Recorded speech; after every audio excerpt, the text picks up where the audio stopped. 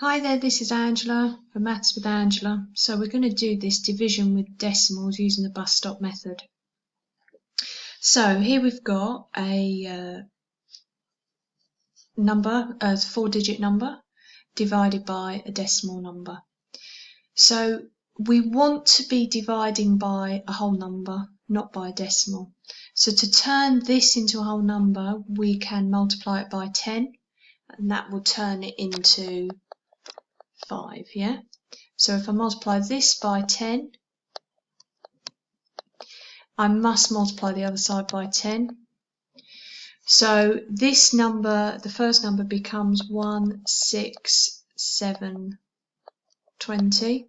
So 16,720, and I'm going to now divide it by 5.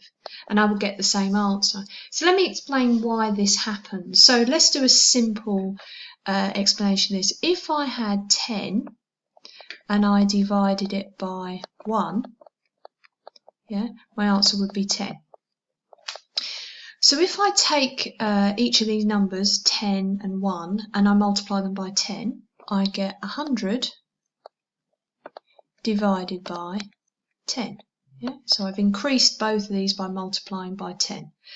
And 100 divided by 10 is still 10. So what this shows you here is that if you change both of the numbers in a division, yeah, you can end up with the same answer. So that's all I've done here.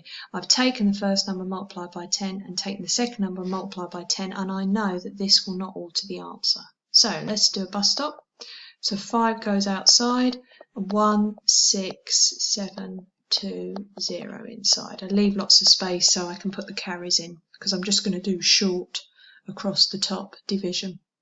So 7's into 1 doesn't go. So let me change my colour. So I'm going to put 0 here, and then I haven't used the 1, so I've now got 16.